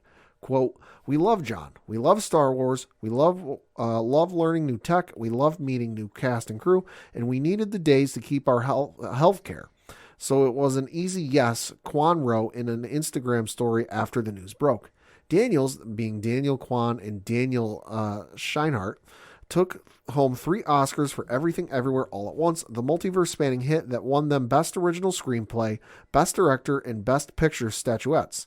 The A24 feature also won Best Actress, Best Supporting Actor, Best Supporting Actress, and Best Editing, close quote. Very cool addition to the Star Wars universe. That's a big get, too. That's a big get. Oof. I mean, the hottest names in Hollywood right now. I would say so, yeah. So, huge win. Really interested to hear more about this show coming. Yeah. Like I say, Jude Law being attached, that's a big deal. Yep. We haven't heard really anything about this. I mean, this has been, I think, the real substantial news article that I think has came our way in quite some time. Yeah, I think so. Other than getting like a brief mention last year during like a D24 or whatever it was. Right. And I know WonderCon, I believe, is this weekend in California. So right. Could see something maybe. Might hear a little more. Not saying a full-blown, right. Here we go. I suspect that'll be at San Diego Comic-Con. Yeah, that seems safe. I think that's probably your easy money bet, but we'll have to see how this all plays out because con season is now kicking off. Yeah. Very much so. I know WonderCon is this weekend. C2E2 is the following weekend. Our friends over at Nerd Initiative are doing big things over there. And then, I mean, all roads go to San Diego and then New York in October. So we'll have to keep our ears out for that. But it's somewhere along that line is where I'm going with this. We'll hear some more about the show. Yeah. Just a matter of when. Speaking of movies, well, this past week I caught Shazam! Fury of the Gods. Mm-hmm. So the Zachary Levi sequel to the hit movie Shazam came and went in the theaters. Pad, you got some numbers about this? Yeah, so for the weekend, it was number 1 at the box office. Domestically, it grossed $30,111,158, beating out Scream 6 at number 2, Creed 3 at number 3, 65 at number 4, and then Ant-Man and the Wasp, Quantumania at number 5. And so for totals, currently as we record, it has grossed $31,802,486 domestically. Internationally, it has grossed $34,600,000 even, for a worldwide total of $66,402,486. Not exactly lighting the world on fire. No, and for comparison's sake, I pulled up and this is all information coming to us courtesy of the folks over at Box Office Mojo. Looked up the numbers for Shazam, the first one, which came out in 2019, and while I can't see like for further breakdowns, I probably have to be on the pro version for that. I'm on the free version. Mm-hmm. I can see the domestic opening for the Shazam 1, which was $53,505,326. So you take that number, like a 20 million swings, subtract it from the number it made this past weekend. That is a drop of $23,394,168. Well, I have to say this. I'm not super surprised because there's been so much transition at DC Films, and now with Peter Safran and James Gunn taking over, I fear that anything that is still a remaining product of the old regime, fans are going to tune out for. I'll say we might see similar things for Aquaman and maybe Flash. It's hard to say. Flash Flash could be the anomaly, and not because of Ezra Miller, but because of Michael Keaton. Yes. Flash is going to be, no pun intended, Flash is going to be the anomaly. That is going to be the anomaly. No, I fully agree with you because everybody's on board with Michael Keaton, and that's why they're going to go see this film. It's not Ezra Miller. I'm sorry, that's just my opinion about it. Facts. So I was talking with a guy the other day, and he and I both agreed. We are not going to see Ezra Miller. We're going to see Michael Keaton. right, which I mean, hey, fans do you, but this is what we've talked with a lot of people online about at ODPHpodcast.com. And this is what we're hearing is just a lot of people are saying, like, I'm going to go see it because I want to see Michael Keaton. And you know what? That's cool. Like, if that's what you want to do, hey, we always stress, be a fan first and worry about everything else later. Just don't be toxic. Please. No. But that being said, I think the news of the transition really hurt this film. Yeah. And it's unfortunate, too, because Shazam, who is the story of a young boy that gets the powers of the gods, is really a fun tale. It's one of the most classic heroes in all of comics fandom. And the fact that 2019 was such a big hit, and it's a very family-friendly film, too. Mm-hmm. Try saying that 3 times fast. It was really kind of shocking to see that it got a sequel, but it wasn't super surprising. Right. However, though, this film felt like it came and went. Yeah. And it's already going to streaming at the end of April, I believe. It's going to be on demand at the end of the month, so meaning you'll have to pay for it. It'll probably be on HBO Max a couple weeks after that. But no, yeah, it's already going to be. So when I say on demand, it's, you can rent it for like $4.99, $3.99, whatever it is, or you can pay the $15-$20 to purchase it on, Amazon Prime, iTunes, et cetera, et cetera. et cetera, et cetera. So that being said, I did catch the film. I did not. Pad did not. So Pad has already given me permission for spoiler-free talk after the countdown. So my spoiler-free statement on Fury of the Gods. It's fun. Mm-hmm. It's not going to light the world on fire. I feel that it had a very slow start. Sure. And for the first half of the movie, it really felt like it was dragging a lot. Sure. Where it could have sped up and really got to the heart of the matter. However, though, I feel it had a very solid final act. Mm-hmm. I thought that the ending of it I was perfectly fine with. And the first bonus scene, I think, is very telling about the future Zachary Levi and the new regime of DC films. Mm-hmm. So that said, let's get into a brief spoiler talk, Pat. So in 3, 2, 1. Okay. We really didn't do a lot to reinvent the wheel, and Shazam is a tough character to really have a rogues gallery. Sure. Because other than Black Adam, mm-hmm. there really isn't any household names that you're like, oh, that character. Right. It's not like Batman, he can take on Two-Face, he can take on Penguin, he can take on Joker, Killer Croc, or even the list with Superman or Wonder Woman and stuff like that. Right. Because where you had the Daughters of Atlas, I had no problem with Lucy Liu playing Calypso and Helen Mirren playing Hespera. Sure. Thought they were great. Really enjoyed their characters. But it was pretty much straightforward of them just going and trying to get a little revenge on the wizard that gave Shazam their powers and and such.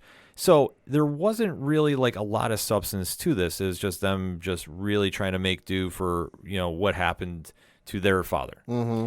And it really just kind of started off with them just really tearing apart Shazam and his team, because at this point too, the Marvel family is not exactly the Avengers, shall we say. Sure. They're kind of known as the Philadelphia Fiascos because everywhere they go, they wind up botching a lot up. Sure. So they're slightly rough around the edges for being a quote-unquote superhero team. So that said, they're struggling to keep everybody together because everybody's growing up. And right. You're having everybody kind of go in different directions, where Billy Batson is still sitting there trying to hold everything together.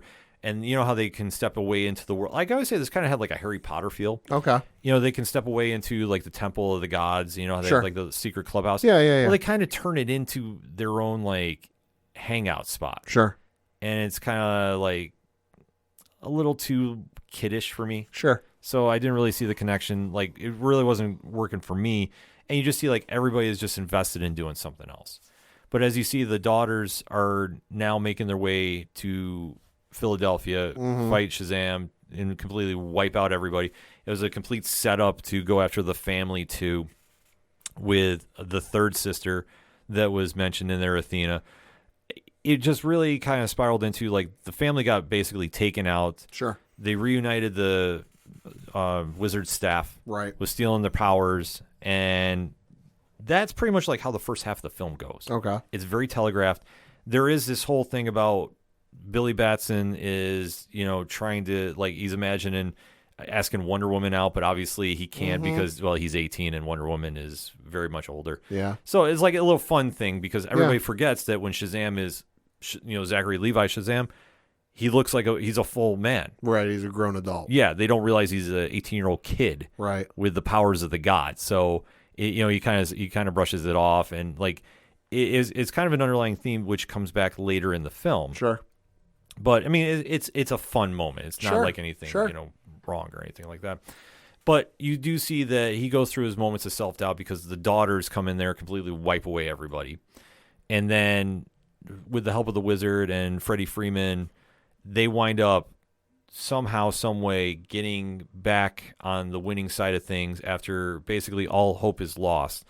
And they make pretty much a final stand in the middle of Philadelphia. Okay. Which this is where business picks up because you do see that they wind up coming back and really find a way to challenge the daughters because it all comes down to Shazam has no hope and no belief that he can do this.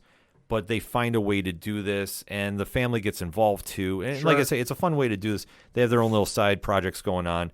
But at the end of the day, Shazam is more or less killed by taking out Calypso, who winds up killing Hespera. Okay. And depowering the other sister because she's greedy, because she's basically saying, I'm going to punish this world like they did our father. And she's more hell-bent in high water about making sure this happens. But you do see that they have this very cool moment at Citizens Bank Park. Oh, okay. Where they basically grow this tree of life, which is going to destroy the world. So what you're saying is the home of the Philadelphia Phillies got destroyed? Yes. Oh, that's no real loss. Pad wants that smoke, folks. Oh, wait. They felt like how'd 2009 go? Oh, my God, man. Hey. No shame. Nope. No shame with you. But they wind up, Shazam defeats, with a little bit of luck and a lot of help, Hespera. Okay. Or not Hespera, Calypso. But Hespera dies also too. Sure. But they acknowledge, Billy is the true hero. And like I say, because she winds up having to hold a dome, and basically there's a big electrical blast kept inside this dome. Yeah. Billy is left for dead. Family finds him. Yeah.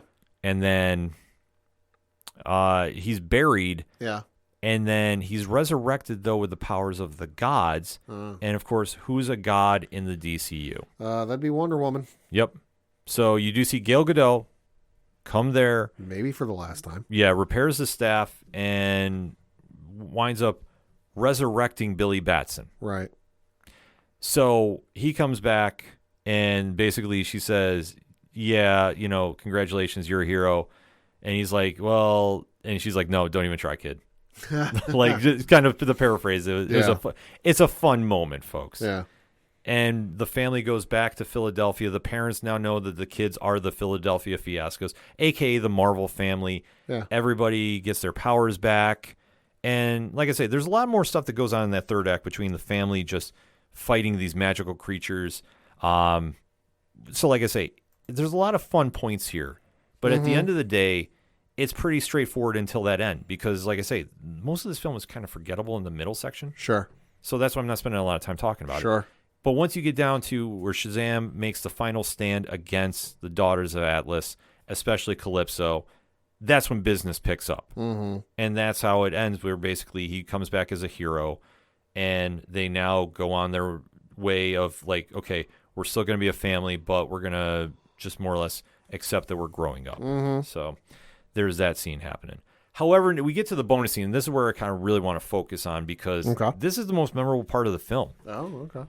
So we do have some old friends appearing in this DCU bonus scene. Oh. So we have members of Amanda Waller's unit that we last saw on Peacemaker Oh, okay. show up. Okay. Amelia Harcourt and John Economist, Okay. who we know better as Jennifer Holland and Steve Eggy, respectively. They are coming to recruit one Billy Batson, a.k.a. Shazam, Yeah.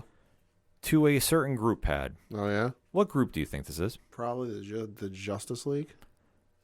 Close. Oh. Because as they approach him, Amelia and John are saying, hey, Billy Batson, we have an offer from Amanda Waller you might be interested in. How do you feel about the Justice? And immediately he goes, yes, I'm in. And they go, Society. The JSA. Huh. And immediately he's like, yeah, it's not the Justice League. Is this like an avenging thing? Yeah. Taking a little shot at Marvel, which I didn't mind. Yeah. And they're basically like, yeah, you know what? On second thought, think we're out of here. Jesus Christ. So they do tease that Shazam would be joining the JSA. Right.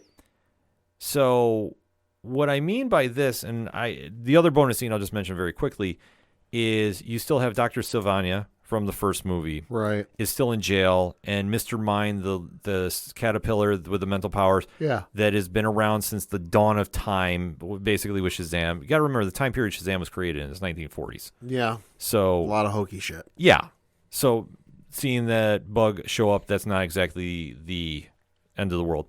However, basically he shows up and says, "Hey, I need more time," and takes off. Right. Then, so it's a fun scene, but like I say, the only scene that is really worthwhile here, and pretty much, I don't want to say for the entire movie, but let's be honest, Right.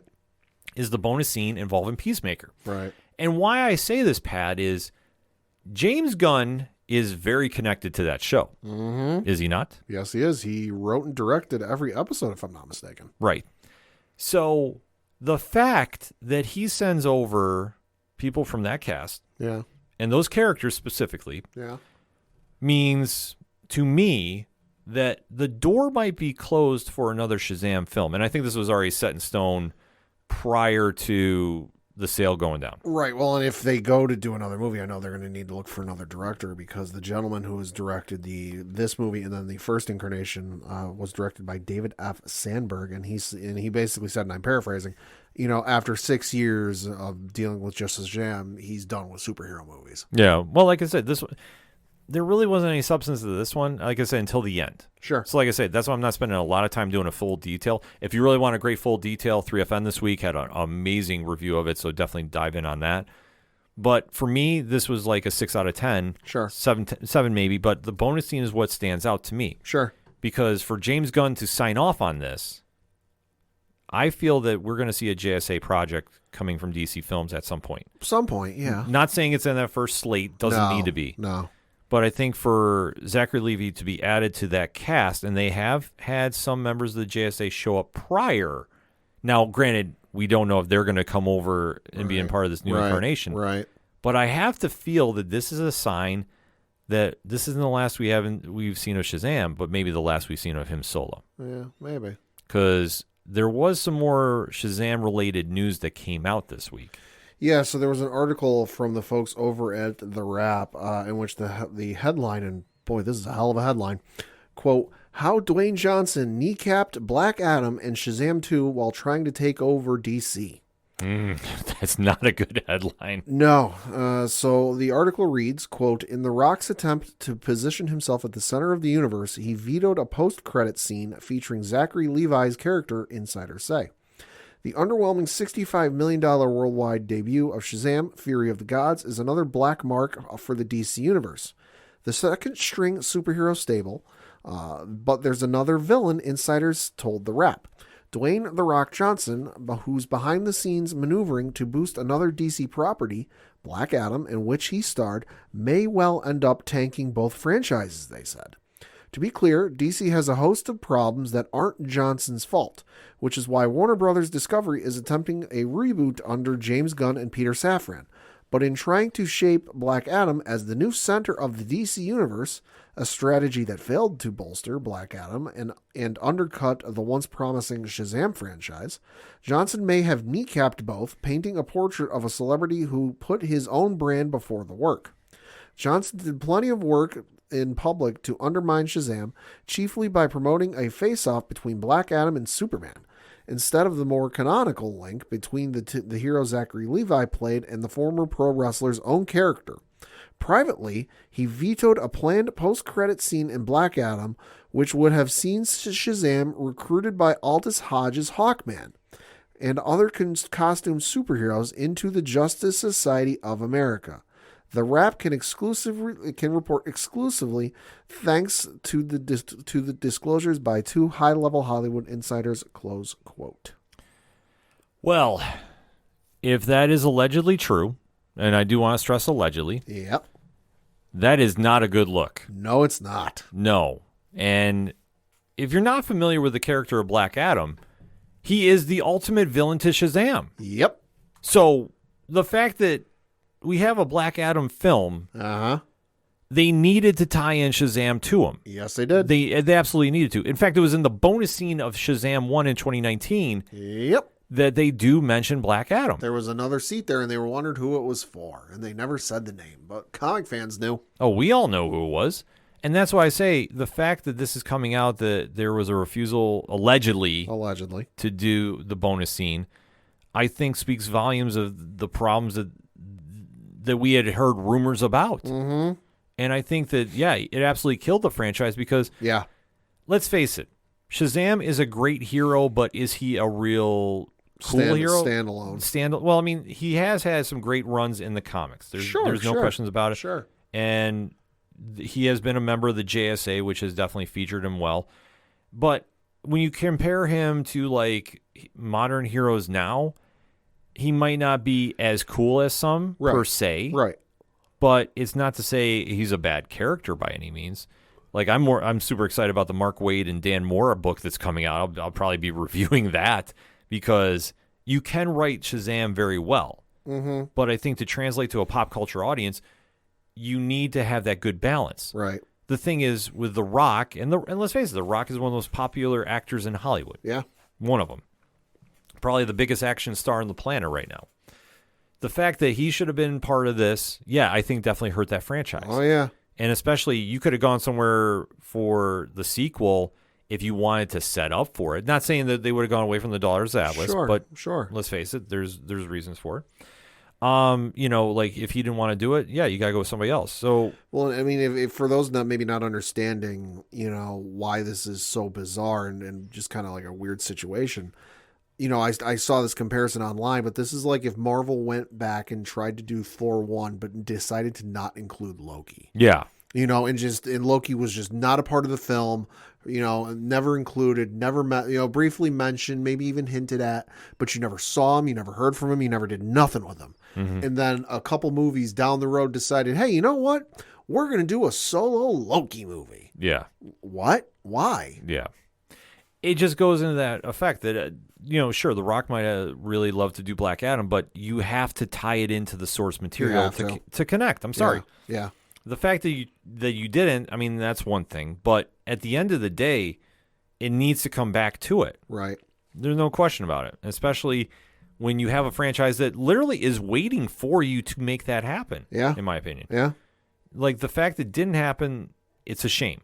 The fact we're hearing it was just flat out denied to do Henry Cavill, allegedly, that's a bigger problem. That, I mean, you were hearing a lot of these rumors going around, and maybe there's some more substance to it. I mean, there was almost a confirmation, quote unquote, about these rumors, Pat. Zachary Levi shared a picture of the article from The Wrap on his own personal Instagram, on his Instagram stories. Which he's not doing that for grins and giggles and look at this crazy stuff. No, I think there might be some truth to this. Yeah, unfortunately. And it's done nothing for me wanting to see the movie, which I, listen, I liked the first movie. The first movie was good, but I haven't seen it at all since it released in theaters. I've never bought it digitally or physically. I've never watched it on streaming. I've never even flipping channels on TV because I know it's been on TV a couple of times. Sure, yeah, I've few never times. I've never stayed on a channel to watch it like I did this past weekend when Fast and Furious 6 was on TV. I've seen Fast and Furious 6 100 times, but like it was on TV, didn't really want to watch anything else. Like, you know what? I haven't seen this in a while. I'll watch Fast and Furious 6. You know, same boat with Shazam. I haven't seen Shazam in a while. I've got no urge to watch it. You know, and so part of the thing I didn't go and see it was nothing against Zachary Levi or the director or anything with DC or anything. I'm not anti-DC. No, we get you. Genuinely, I forgot the movie was coming out until I went to see Creed 3 with my girlfriend. Yeah. Where we were sitting in the theater and the trailers were playing and they played a trailer for Shazam and I went, "Oh, right. That's coming out next week." And I'd totally forgotten about it. You know, and I was like, and I kind of sighed, like, yeah, I might go see it. But like at that point, I'm like, you know what? If I'm sitting here sighing and going, yeah, you know what, I might go see it, I'm probably not going to see it. Just because you've got everything changing with the DC films. We don't know if he's coming back. For all we know, this could just be Gunn setting up the JSA down the road, and we're never going to see Zachary Levi as Shazam again. You know, so you know, the whole thing with DC basically getting ready to reset, why would I read the end of a franchise that's not going to mean jack shit in a couple of years? Yeah. It's killed my interest in wanting to see Aquaman. You know, I liked the first Aquaman movie. That was great, but it's in the same boat. In fact, I think I bought that movie. I've never watched it since I saw it in theaters. You know, so it's killed my want to see Aquaman, so I might not end up seeing Aquaman. The only one I want to see, and that's because Michael Keaton's in it, is Flash. Mm-hmm. But that's some of the reasons I just haven't seen it. And honestly, I might not even watch it when it comes out on streaming in a couple of weeks. Here's the thing about it. If you have time and you're looking for a family fun movie, Sure. yeah, it goes into it. Like there's a lot of humor, granted, a lot of questionable humor, I guess, if you have a very young audience. There's a certain line in there that, you know, it's funny, but I'll just leave it at that. But I think if you're a fan of the character and you're looking for just something to kill time, yeah, this is a good film to watch. Am I planning on going back to the theaters and watching it? No, I'm not.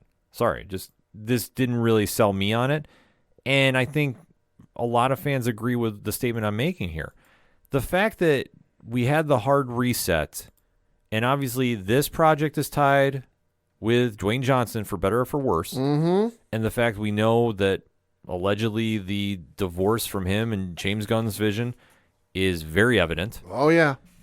That why would you want to go see something that's not relevant? Yeah. Unless you're a diehard Shazam fan. And I do know a couple. Sure. Dead serious. I do know a couple people that are like, you know, this is their movie, which by all means. Hey, that's fine. Yeah. Like I want to stress that too, because I know that we've heard a couple times like, well, you guys say this isn't that good. It's like, that's our opinion. Make your own and go with that. Yeah. But overall, I mean, I just think that this movie hurt because of the publicity, even though James Gunn really threw it in at the end saying, right, hold up, this might not be the end. Right. And I think that if people had known about that prior, right, they might have gone. I think what really does hurt this film to a certain degree, ironically, might be the Gal Gadot cameo. Mm-hmm. Just for that reason, because we know she's tagged to the Snyderverse. Right. And we do know that allegedly she's not coming back that we know of. Right. We do know that Patty Jenkins' Wonder Woman 3, that's been scrapped for now. Right. So, that said, her being in the cameo here might have swayed some people to go see it and not to go see it, depending on what side of the fence you are about the former films. Right. But I think the fact that at the end of the day, people are thinking, well, Shazam's gone, that definitely hurt this film. And I think the word of mouth has been fairly positive, but I think in the same sense of it has a strong ending. Sure. Like, that's the basics I've heard. I mean, there's been some great reviews of this coming out. Like I said, 3FN had a great one. So Wizard had one. Our guy from JT from Beyond the Fandom has a great article up about that now, too. And, you know, like, the list goes on and on. Well, and I think part of why this movie might not have done so well is just an unfortunate timing of when it released. Yeah. Because you look back about a month ago now, you had Ant-Man and the Wasp: Quantumania release on February 17th. Then literally like a week later, you had Cocaine Bear come out February 24th. Yes. You know, then you had a couple weeks after that, but like another week after that, Creed 3 came out on March 3rd. Scream 6 came out a week after that on March 10th. Then you had 65 come out that same day, which, hey, 65 not doing as well as some of the other movies, but it's got Adam Driver in it, who's got his own fan base. Reasons why? Just listen to the 3FN podcast. Yeah. Just going to put it out there. And so then you have a week later with all of this going on. Like, I'm looking at, the showings at our local Regal, for as we record, they got to reissue Everything Everywhere All at Once because, hey, it just won Best Picture, so of course. Mm-hmm. They got a reissuing of Puss in Boots: The Last Wish because, hey, fine. But also they're showing Shazam: Fury of the Gods, 65 is in there, Scream 6 is still showing, Creed 3 is still showing, Cocaine Bear is still showing, and Ant-Man and the Wasp: Quantumania are all still showing. You've got folks not like you, not like me, who don't go to these movies when they first drop. They wait a couple of weeks. They go with some family. They go with some friends, when they got the money because they can't afford to go every week. I think what it ultimately was it just fell in a really loaded month of the year, which we haven't seen in quite some time since pre-pandemic, where there's a lot of movies out at the same time. I think if it had chosen maybe a better month where it wasn't so loaded with so many, like literally, all of those movies I just listed came out within 4 weeks. No, I mean, that's a great point, Pat. And that's a loaded lineup that it just, hey, listen, some people can't afford to see everything. And when you've got Creed 3, Ant-Man and the Wasp: Quantumania, which Marvel's got their own fan base, and obviously the kids are going to want to go. The kids are going to want to go see that. Sure. Scream 6 and everything else. It looks like Shazam was the one that fell by the wayside. The people are like, hey, you know what? I can't see everything. That's the one I'm going to skip. I think it's a perfect storm, to be honest with you. Yeah, that's what it is. Yeah, I mean, that's all ultimately, because I think just the DC fans that usually turn out didn't. Yeah. I think just only the diehards that read the comics, which, like, listen, that was the reason I go, because I do read some Shazam. I'm seriously, I'm plugging the new book that's coming out with Mark Waid and Dan Mora. That's going to be absolute fire when it comes out. But overall, like I say, this movie, I think, just was hurt by it, and I think The Rock's actions involved in it. I mean, I think we just put allegedly put the nail in the coffin.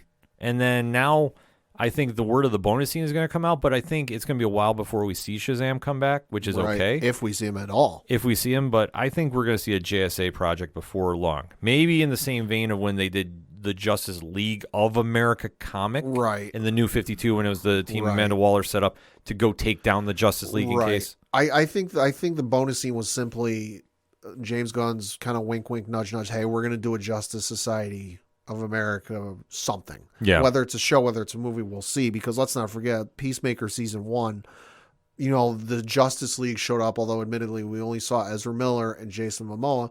I don't fully expect either of those two actors to show up in season 2 of Peacemaker. Miller, no. No, but so I think what this was because of the way it went, where from what you said, where they just, well, you know what, never mind, they walked out. This is just James Gunn's way of saying, hey, we're going to do a JSA movie. Yeah, that's the only takeaway I had from this film personally. Like I said, everything else is just kind of blends together and goes away, but that's why I say go check out some other reviews of the show too. Like, you can compare it with mine, because like I say, I think it's like a 6 to 7 range of a film. I thought the third act was very strong, and I just didn't care for anything else that began. But like I say, I read Shazam comics, so I'm going to like it a little more than most.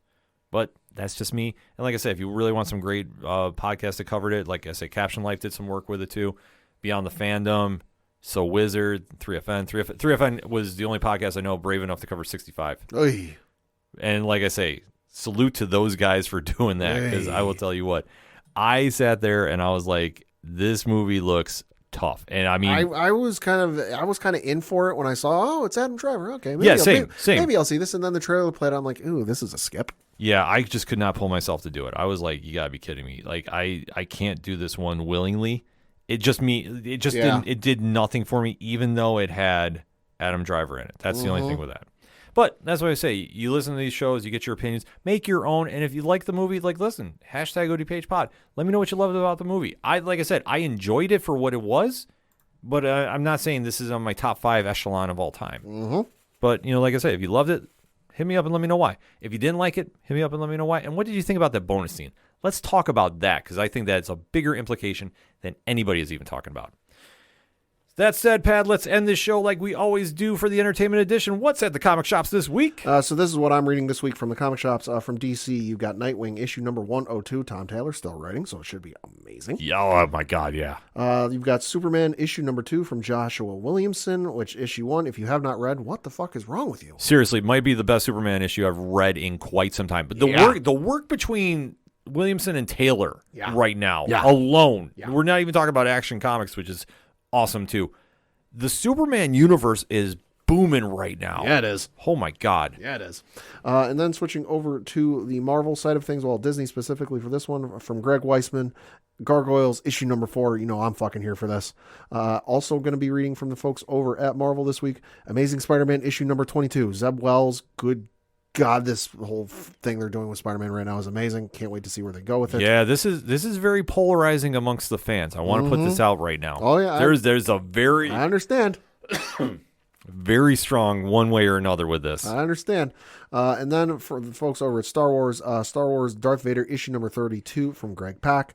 Love the Darth Vader line. Doesn't matter who's writing it. It is always amazing. Yeah. For me, the comic shops this week, Storm and the Brotherhood of Mutants. Listen, I'm a big fan of the Age Apocalypse storyline, so the fact they're doing it with Sinister, I'm here for. In fact, if you're interested in more of Age Apocalypse talk, make sure you're following the Caption Life fairly soon. Wink, wink, nudge, nudge. For me, though, also on my list, Comixology Originals, one of the best lines, and I know a lot of people are like, well, it's digital. It's not at the comic shops. A lot of them do make their way over via Dark Horse Comics, and this is one series that is coming.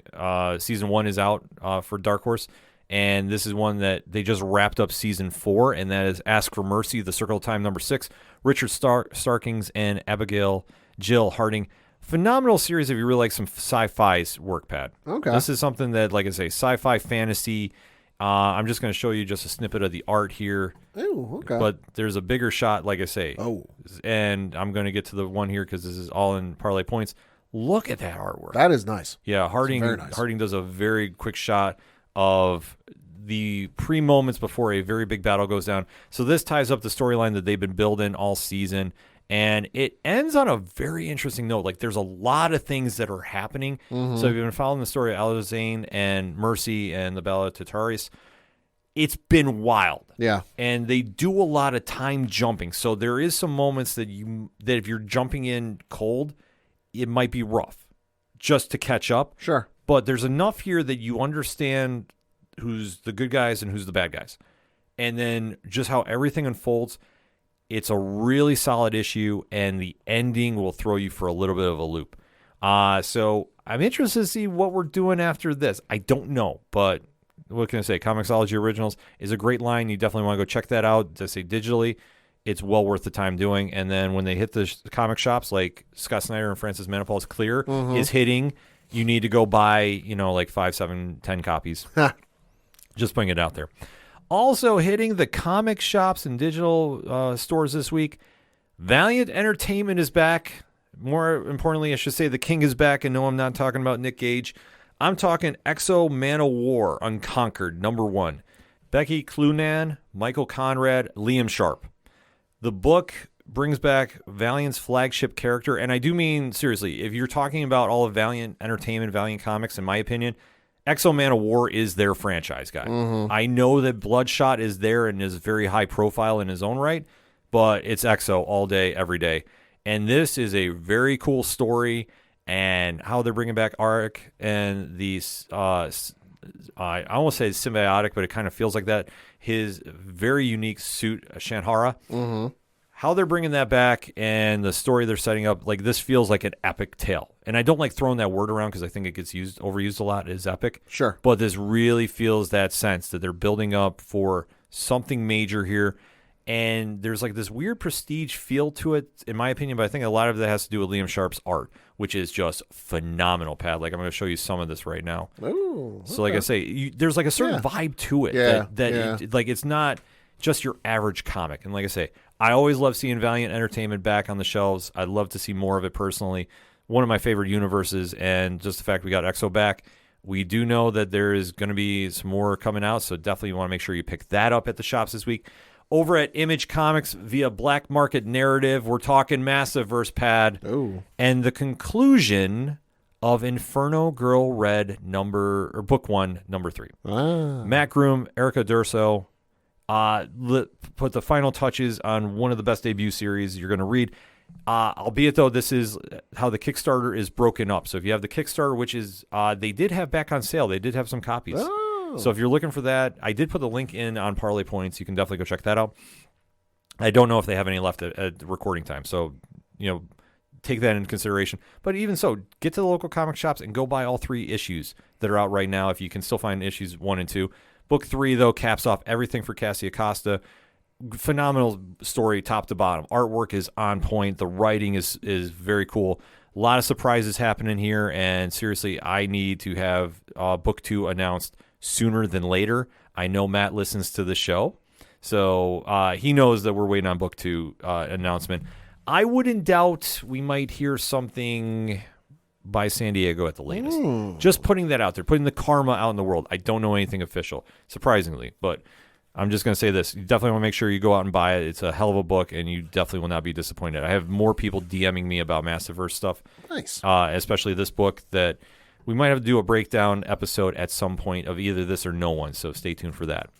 Over on the Boom Studios side of things, and I love Boom Studios, one of the best best companies out there right now, and one of my favorite books on the shelf, bar none, Grimm #9 is hitting the shelves this week. Stephanie Phillips Slaviano, the story of the insane life, or afterlife, I should say, of Jessica Haro is just getting more crazy and crazy. A lot of twists and turns are going on right now, and this issue does not let down by any stretch of the imagination. The end game is going to be freaking wild. Did not expect to see what I was seeing in this issue. And if you have not checked out Grimm, I give it my highest possible recommendation. I love this series. And fingers crossed, we might be talking a little more about Grimm on the show in the upcoming weeks if Twitter is correct about something. So stay tuned. ... Also, Boom Studios, and we have become full-fledged Power Ranger fans here at the ODPH. Mighty Morphin Power Rangers 106, Melissa Flores, Simona de Gianfelice. This debut run they've had has been absolutely on point each and every time. I can't stress it enough. They're 6 issues in now, or 5 6 issues in. They have absolutely made an impact out the gate. This is a legendary run. I know I'm saying this super early because they started at issue 101. It's now issue 106. Yeah. The stuff that is going on here and the reinvention of Rita Repulsa, which is not a spoiler. Right. It's out right. It's been out long enough. What Flores is doing with the writing here and the artwork is just absolutely crushing it. I'm showing Pad some right now. Ooh. That D. Gianfelice is doing. Like, this is the stuff that gets fans into series and into universes, and I can't stress it enough. I recommend this book all the time. I know Tom from Off the Cuff Gaming has always been preaching this. And this is coinciding with, obviously, the Netflix announcement of the 30th anniversary of Power Rangers. Yes. The show is the special, yeah. The special is coming, which we might be doing something for that as well. Wink, wink, nudge, nudge. Like I say, when you read the comics like this, though, this is what makes you get into these universes. And for me, I admit I did this with Kyle Higgins and Ryan Parrott's run. And now I'm telling you, Melissa Flores is absolutely crushing this book. Like, seriously. And the final panel of this book, if you're a Power Rangers fan, you're going to be freaking out. Bar none. There's no question about it. I read it. Tom, I think, read it, might have been roughly around the same time, and the message went, dude, last page. And I'm like, I know. And it was just like exclamation points. That's how good this run has been. So, listen, can't stress it enough. You need to go get this. Also, last but certainly not least, Damn Them All, #6, Simon Spurrier, Charles Adlard's supernatural tale is ending its first arc. It has been announced it is going to be an ongoing series, so congratulations to them. Nice. This book, if you're a fan of John Constantine-style stories, this is up your alley. Ellie Hawthorne is such a unique character, and I have to laugh because the whole story has been based around finding out the mystery of her uncle's death. Well, we find out what happens, and it fits into the vibe of this story. It is one that fans of the series are going to be talking about, and if you are looking for a real cool book with just, like I say, the Hellblazer vibe to it, just doing its own energy, though, this book is for you. I'm a big fan of it. I can't recommend it enough. And like I say, you definitely want to check this book out. And the first arc, especially when it's in trade paperback. So as we always say, Make sure you're going out and support your local comic shops wherever you're at. And make sure you're going out and supporting your favorite independent comic podcast, because we all get to do a lot of big work to make sure you know what books to pick up and go talk to some creators like our guy Brian Wayne, Cheers to Comics, and plenty more. So definitely make sure you're going out and getting some comics, and hit us up on the hashtags. Hit up Pad, let him know what you're thinking of Superman too. Yeah. I definitely need to see more Pad Superman conversations. I know we're going to be trying to see if we can win some money to buy Pad The Age of Apocalypse on Miss. I'm not paying that on my own. I know he's not doing it on his own, so I know Julio from Contrarians is definitely in to see this happen. So when we come across a copy, we'll give it to Pad. Pad will be talking about that on air, because he does not know what he's missing with that one. But that being said, for anything and everything that is the ODPH, you can find it at odphpodcast.com. That's it for this week, Pad. Thank you, as always, for doing the show. Thank you. Thank you for listening, ODPH Society. We appreciate you giving the time, the energy, and the 5-star reviews that have been coming in lately. It does mean a lot to us. That's it for the ODPH podcast, better known as the Ocho Duro Parlay Hour. We'll see you next time.